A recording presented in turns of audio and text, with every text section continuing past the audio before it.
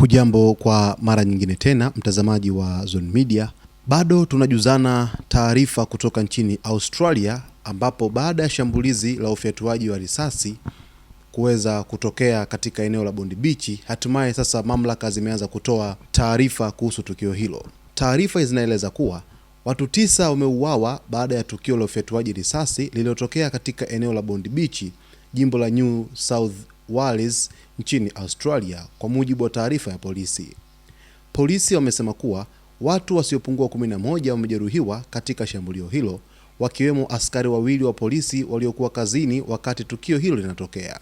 Mshukiwa mmoja wa shambulio hilo ameuawa, huku mshukiwa mwingine akiwa katika hali mahututi hospitalini.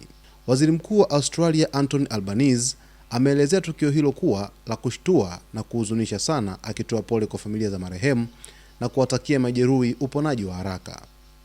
Shuhuda mmoja aliyezungumza na BBC amesema alilazimika kukimbia pamoja na watoto wake wakati wa shambulio hilo ambalo lilitokea karibu na tukio la maadhimisho ya sikukuu ya Chanukah lililokuwa linafanyika ufukweni hapo. Polisi wamesema bado wanafanya uchunguzi kubaini kama shambulio hilo lina uhusiano moja kwa moja na tukio la Chanukah, huku usalama ukiimarishwa katika maeneo ya umma.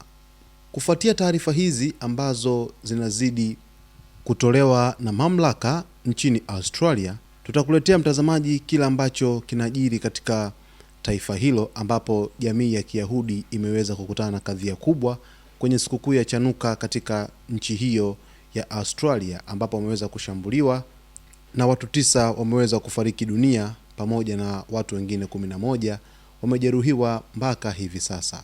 Mtazamaji wetu, kwa taarifa zaidi basi ungana nasi wakati wote, utajua chote ambacho kinajiri huko katika taifa la Australia.